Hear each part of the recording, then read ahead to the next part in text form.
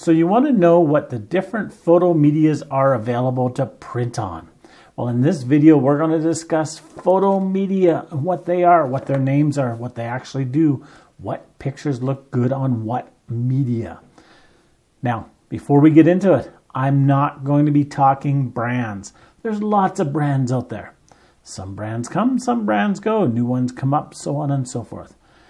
I'm going to be talking about surfaces, paper types, and the looks that they give your photos, and why you'd want to choose one over another one, depending upon the pictures that you take. But before we get into it, who am I? Why do I do these videos? Well, my name is Mike Patterson, and I've been a full-time photographer in Western Canada for over 40 years. In that time, I've also owned and operated many photo labs, and I currently own a photo lab here in Western Canada, and I print from beginners to experts, and it's amazing how many people come in with the wrong idea about photo media. Why? Because many of the labs that you go to have come up with their own names. So they'll call something a matte paper, and it's not a true matte paper. It's actually a luster paper or a semi-matte paper. They'll call other papers gloss, and they're not a gloss paper. So in this video, we're going to discuss what the names are, what they look good printing on, and well, what you can expect from them. So let's get going. The first one, matte paper. Pretty much, matte paper is matte paper. It's like a paper. It's got the same surface as the paper that you would write on, that you would run through a printer, a photocopier, that type of thing. It is very, very, very flat, very matte. That's a true matte paper. Now, a true matte paper for photo printing, or a good matte paper, I should say, is thicker than what regular paper is. So regular paper is really thin and flimsy. A good matte paper is thicker, and you can get from being a little thick up to being very thick. But the thing that distinguishes a matte paper is the fact that it's matte. It's not a gloss, it's not a semi-gloss, it's not a semi-matte, it's not a luster, it's a matte paper. And many people, when they come in, they ask for matte paper, thinking that I do the same matte that other places do. And when I show them, they go, oh, that's not right. No, a matte paper is very matte. Very little reflection. The problem with matte paper is, one, it absorbs everything. You have a little bit of greasiness on your hand, you put it on the paper, and it absorbs it into it. You don't get it off. The other problem with the matte paper is it's very subtle colors. They're not vivid colors. They're not bold. It's a matte paper. It just doesn't have that additives into it to make it glossy, to make it stand out. It's good for people pictures to an extent. I don't like it. I find it's a little bit too flat for people pictures, but some people do. It's good for those subtle pictures, such as a fog picture, a picture where there's not a lot of vivid colors in it. Now, the problem with it is, like I mentioned before, it absorbs everything. Greasiness on your hand, peanut butter jam, or anything like that. It absorbs into it, and you're not getting it out. You're not. If you're printing and framing it behind glass yourself and not giving it to a client to do, that's one thing. If you're giving it to somebody else, they're going to handle it, you've handled it, and then somebody else is going to handle it, not the paper that I recommend. The next one, another one that comes up with a lot of weird names, and it's a luster paper. You can see there's a bit of a shine to it, a bit of a sheen to it, but it's not reflective. It's luster. Now, many places will call multiple papers by the name of luster. Semi-matte, semi-gloss, luster, pearl. They'll all call as a luster paper. Why? Because that's what they do. They may change suppliers and they don't want to change the name because that would confuse people. So they may go from a semi-matte to a semi-gloss. There's not a big difference between them, but there is a difference. They may go from a luster to a pearl. They call it the same thing. Now, there is a difference there. Pearl tends to have a texture to it, a pearly finish, a sandy finish to it, a little bit more of a pebbly effect to it than what a true luster will have. So luster is luster. Little bit of a sheen to it. Doesn't absorb grease off of the fingers or wetness or stuff. Can be wiped off a little bit. Doesn't leave fingerprints like a glossy paper does. It's a really nice paper. In fact, for probably 99% of the work that I print for other people, I recommend going with the luster paper because it's not really reflective. The colors are nice, the colors are vivid, but they're not overly blown out. Really nice paper for people, wildlife, for a lot of scenery pictures. Some scenery can benefit from a different paper, which we'll talk about in a second here, but it's a really nice paper. It can go behind glass, it can go in a photo album, it can be handled a little bit more than the matte paper. The next one, and this was a popular paper years ago, and that is your glossy paper. In fact, if you watch many old movies, well, I shouldn't say old movies, many movies that has to do with models, they'll say, do you have an 8x10 glossy? Everything years ago used to be printed on glossy. Glossy this, glossy that, glossy. Photo labs, everything was printed on glossy. Many of them didn't even give you a choice. You got glossy paper whether you liked it or not.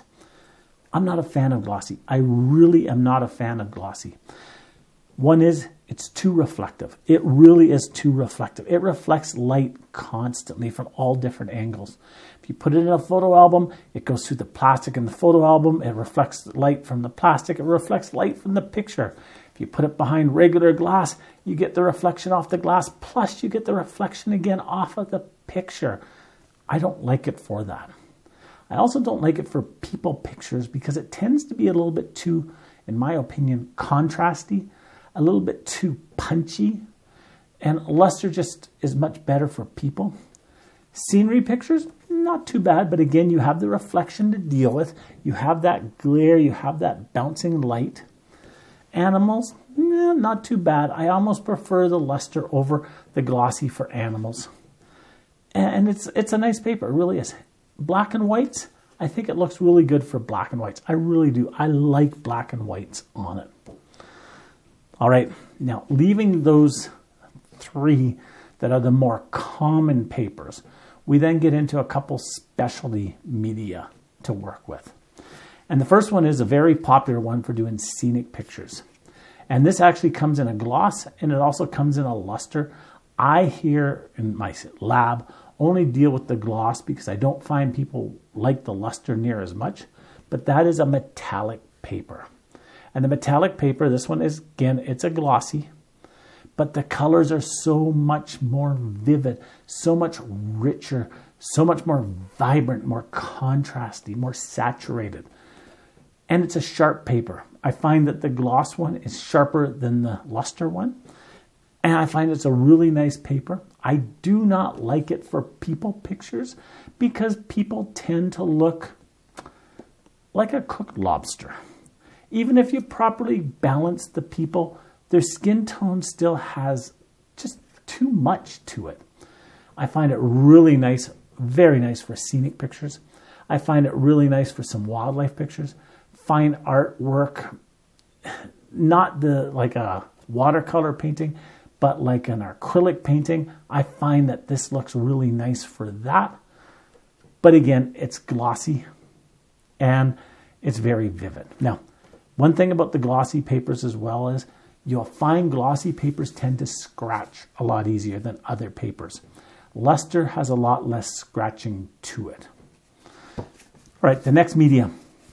And this is very similar, well, the surface is almost identical to the matte paper. There's not a lot of reflection to it. And it's got that more matte finish. But this is a fine art textured paper. Now, notice I said textured.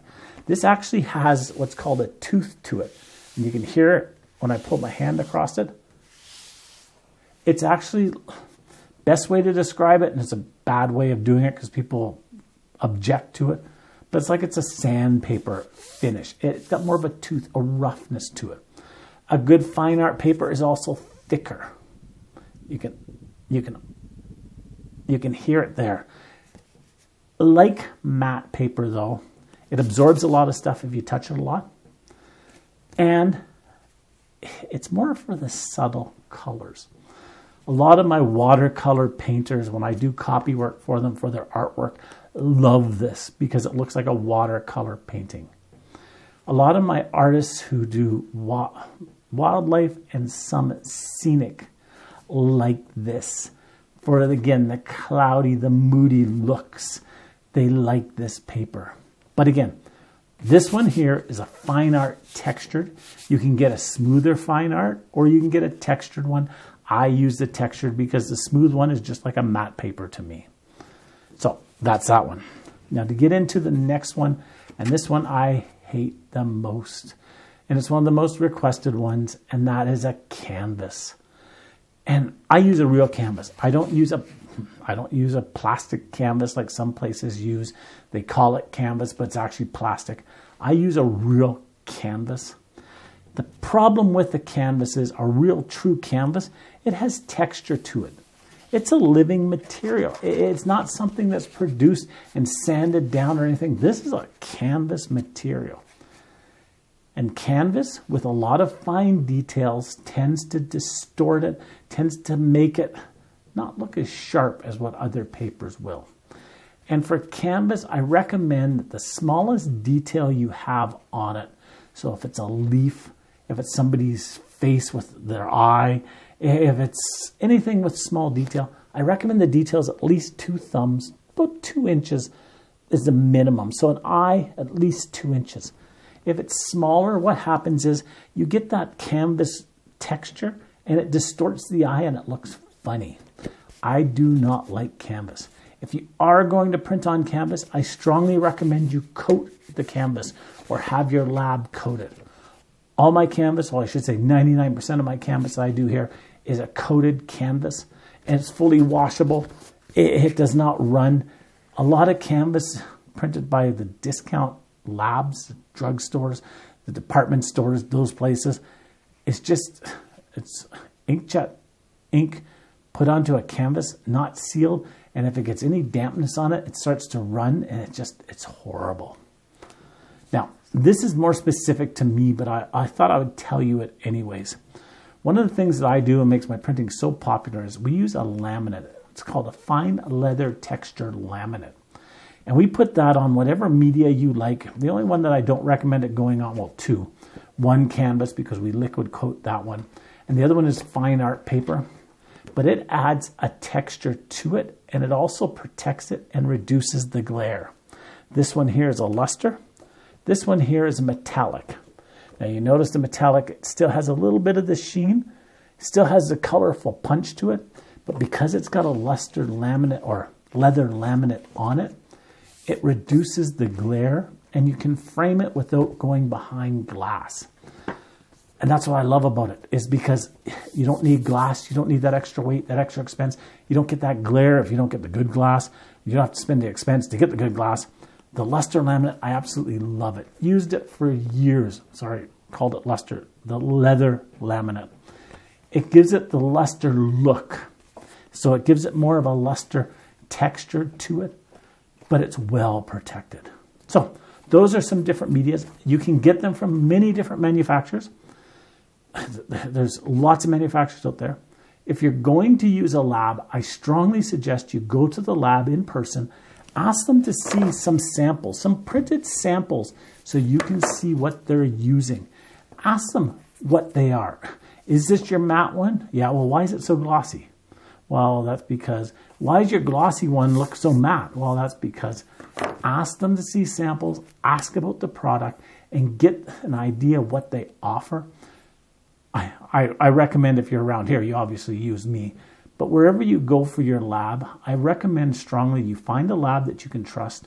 You get to know their product, you get to know their service, you get to know how they print, and stick with that lab. Don't jump around. You'll find you get much better results. You'll find that, well, your understanding of how they print and their material is so much better than jumping from lab to lab, and your products will just look amazing. So until next time, get out there, take some amazing pictures, get them printed so you can actually see your work the way it's supposed to be seen, and have a great time doing it. We'll talk to you soon. Bye-bye now.